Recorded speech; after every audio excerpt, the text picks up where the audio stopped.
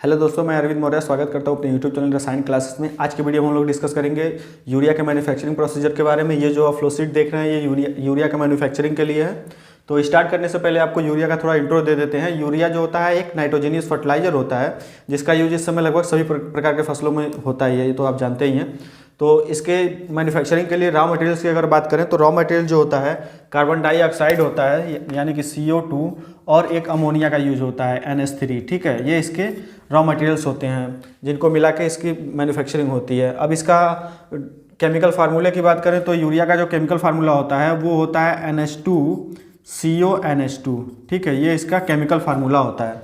तो flowsheet start करने से पहले आपको रिएक्शन बता देते हैं, उसके बाद फ्लोशीट स्टार्ट करते हैं। तो रिएक्शन देखिए क्या होती है। जब कार्बन डाइऑक्साइड यानी CO2 NH3 से रिएक्शन करता है तो वो अमोनियम कार्बामेट बनाता है। क्या बनाता है? Ammonium carbamate. और ये जो रिएक्शन होती है हाईली एक्सोथर्मिक रिएक्शन होती है जिसमें लार्ज अमाउंट में हीट निकलती है। और दूसरे रिएक्शन में देखिए क्या होता है कि जब अमोनियम कार्बामेट को हीट देते हैं तो अमोनियम कार्बामेट का डिकम्पोजिशन होता है और वो यूरिया और वाटर फॉर्म में कन्वर्ट हो जाती है। मतलब जब दूसरे रिएक्शन में अमोनियम कार्बामेट को हीट देंगे तो वो यूरिया और वाटर बनाता है। ठीक है, ये रिएक्शन जो होता है वो एंडोथर्मिक होता है। ये रिएक्शन एंडोथर्मिक होता है, ये रिएक्शन एक्सोथर्मिक होता है। ठीक है, ये रिएक्शन एक्सोथर्मिक होता है। लेकिन अगर ओवरऑल रिएक्शन की बात करें तो वो एक्सोथर्मिक रिएक्शन माना जाता है, क्योंकि comparison to second reaction first reaction में हीट लार्ज अमाउंट में प्रोड्यूस होती है। यानी कि जितना हीट इसमें निकलती है उससे कई बहुत कम हीट इसको देनी पड़ती है अमोनियम कार्बामेट को डिकम्पोजिशन के लिए। ठीक है, तो ओवरऑल दोनों रिएक्शन के बावजूद भी हमें हीट रिलीज ही होती है, इसलिए इस दोनों रिएक्शन को का जो ओवरऑल रिएक्शन मानते हैं वो एक्सोथर्मिक रिएक्शन मानते हैं। ठीक है, आइए अब इसे फ्लोशीट से स्टार्ट करते हैं। तो फ्लोशीट में देखिए क्या होता है। CO2 कार्बन डाइऑक्साइड और अमोनिया को सेपरेटली कंप्रेस कर लेते हैं। कंप्रेस करने के बाद इसे एक ऑटोक्लेव में इंटर कराते हैं। ठीक है, इस लाइन से देखिए इसको ऑटोक्लेव में इंटर कराते हैं। ऑटोक्लेव क्या होता है? बेसिकली एक रिएक्टर होता है जिसमें CO2 और NH3 का रिएक्शन होता है। ठीक, और तो जब इस CO2 और NH3 को इसमें इंटर कराते हैं तो पहले ये पहली वाली रिएक्शन होती है, कार्बन डाइऑक्साइड अमोनिया से रिएक्ट करके अमोनियम कार्बामेट बनाती है और लार्ज अमाउंट में इसमें हीट प्रोड्यूस होता है। उसके बाद सेकेंड रिएक्शन भी इसी ऑटोक्लेव में होता है जिसमें अमोनियम कार्बामेट का डिकम्पोजिशन होकर यूरिया और वाटर फॉर्म में कन्वर्ट हो जाता है। ठीक है, तो इन दोनों रिएक्शन के बावजूद भी इस ऑटोक्लेव का जो टेम्परेचर है देखिए 185 डिग्री सेल्सियस और प्रेशर 180 ATMs होता है। काफ़ी हाई टेम्परेचर और प्रेशर है। तो इस टेम्परेचर और प्रेशर को कंट्रोल करने के लिए, मेंटेन करने के लिए इस ऑटोक्लेव के बाहर एक जैकेट लगाया जाता है और इस जैकेट में कूलिंग वाटर का सर्कुलेशन कर देते हैं। देखिए नीचे से ये कूलिंग वाटर जाता है इस जैकेट में और ऊपर से ये कूलिंग वाटर निकलता है, जिससे क्या होता है इस ऑटोक्लेव का टेम्परेचर मेंटेन रहता है।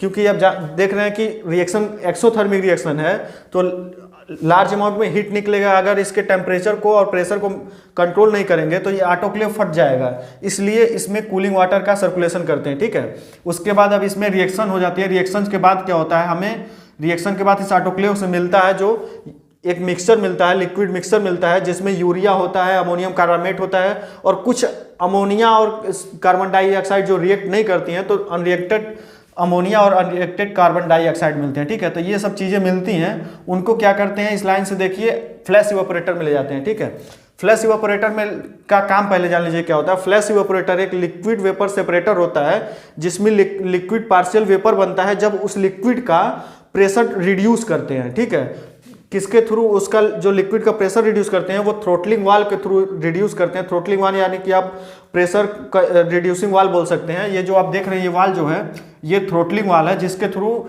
उस लिक्विड का, इस लिक्विड मिक्सचर का प्रेशर रिड्यूस करते हैं तो वो पार्शली वेपर फॉर्म में कन्वर्ट होता है। अभी देखिए क्या होता है, जो लिक्विड मिक्सचर निकला उसका देखिए प्रेशर कितना है, 180 ATM प्रेशर है। तो इसको क्या करते हैं 27 ATM तक रिड्यूस करते हैं, उसको इस थ्रोटलिंग वाल्व के थ्रू उसका प्रेशर रिड्यूस कर लेते हैं। और यहाँ पे आप एक देख रहे हैं ये एक He का सिंबल है, ये He का सिंबल है जिससे इस लिक्विड मिक्सचर का क्या करते हैं टेम्परेचर भी रिड्यूस करते हैं। यहाँ पे देखिए 185 डिग्री सेल्सियस रहता है लेकिन इस फ्लैश इवेपोरेटर में इसका टेम्परेचर 140 डिग्री सेल्सियस होता है। तो उसको रिड्यूस कैसे करते हैं, इस He में क्या करते हैं वाटर, कूलिंग वाटर का सर्कुलेशन करते हैं। ये कूलिंग वाटर इस लिक्विड मिक्सचर से हीट ट्रांसफर करके हॉट हो जाता है कूल वाटर और उस हॉट वाटर को स्टीम जनरेशन में यानी कि बॉयलर में यूज कर लेते हैं। इससे क्या होता है हमारे यहाँ से हीट भी यूटिलाइज हो जाती है और हमें जितनी चाहिए, हमारा टेम्परेचर भी मिल गया, हमें डिजायर्ड टेम्परेचर भी मिल गया और जो कूल वाटर था वो हॉट हो गया और उसको स्टीम जनरेशन में बॉयलर में यूज कर लेते हैं, जहाँ पे क्या होता है पहले से वाटर हॉट रहता है तो उसे कम हीट देनी पड़ती है और वो स्टीम फॉर्म में कन्वर्ट हो जाता है, वेपोराइज हो जाता है। ठीक है, तो यहाँ डबल फायदा हो जाता है। ठीक, अब इसको क्या करते हैं, जो लिक्विड मिक्सर है उसे फ्लैश इवेपोरेटर मिलेगा। फ्लैश इवेपोरेटर में क्या हुआ, लिक्विड पार्सली वेपर फॉर्म में कन्वर्ट होगा। तो यहाँ से क्या होगा, unreacted ammonia, unreacted carbon dioxide और H2O इस फ्लैश इवेपोरेटर से हमारा रिमूव हो जाएगा। ठीक है, ये ऊपर से निकल जाएगा और इसको हम रिसाइकल कर लेते हैं दोबारा। ठीक है, रिसाइकल करके इसको फिर यूज कर लेते हैं। और इस फ्लैश इवेपोरेटर के बॉटम से क्या मिल जाता है, देखिए बॉटम से हमें अमोनियम कार्बामेट और यूरिया का मिक्सर मिल जाता है। ठीक है, अब इस अमोनियम कार्बामेट और यूरिया के मिक्सर को फ्लैश ड्रम में ले जाते हैं। इस फ्लैश ड्रम में क्या होता है, फर्दर अमोनियम कार्बामेट डिकम्पोजिशन होता है, मतलब फर्दर अमोनियम कार्बामेट का डिकम्पोजिशन होकर वो यूरिया में कन्वर्ट हो जाती है। ठीक है, यूरिया में कन्वर्ट होती है और इस फ्लैश इवेपोरेटर के टॉप से हमें कुछ ऑफ गैसेस निकलती हैं जिसमें CO2 और NH3 होता है। इसको अगर हम चाहें तो बाई प्रोडक्ट के रूप में यूज कर लेते हैं, नहीं तो इसको भी रिसाइकल करके यूज कर लेते हैं। ठीक है, और फ्लैश इवेपोरेटर के बॉटम से हमें 80% एक्वस यूरिया मिल जाती है। ये जो आप एक्वस देख रहे हैं, एक्वस का मतलब जो होता है वाटर से रिलेशन होता है।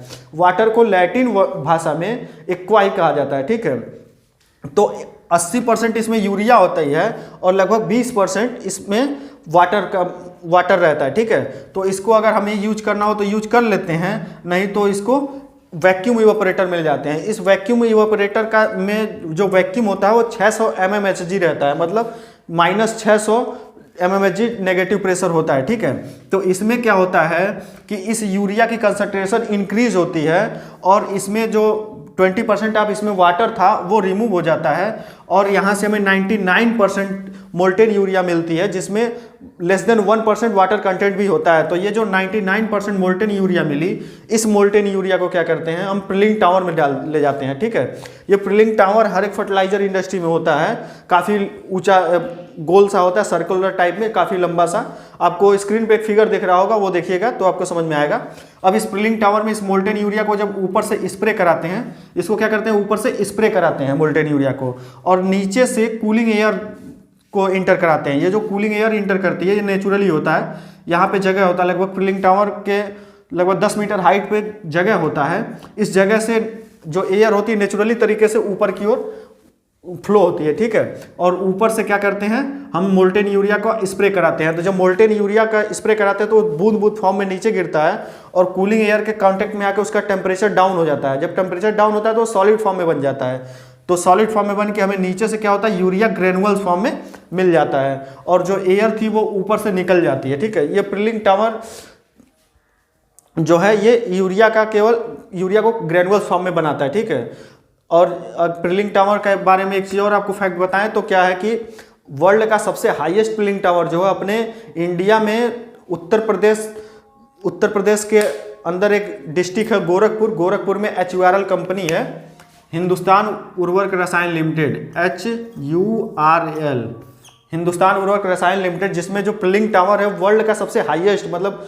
वर्ल्ड में जितने भी प्रिलिंग टावर है सबसे ऊंची प्रिलिंग टावर इसमें बनी हुई है, जिसकी हाइट जो है 149.5 मीटर है। ठीक है, अगर इसकी कंपैरिजन करें कुतुब मीनार से तो कुतुब मीनार का ये लगभग दोगुना है, क्योंकि कुतुब मीनार का जो हाइट है लगभग 72.5 मीटर का है। ठीक है, तो कुतुब मीनार के भी दोगुना हाइट का प्रिलिंग टावर वहाँ पे है। ठीक है, तो ये रहा आपका यूरिया मैन्युफैक्चरिंग का प्रोसीजर।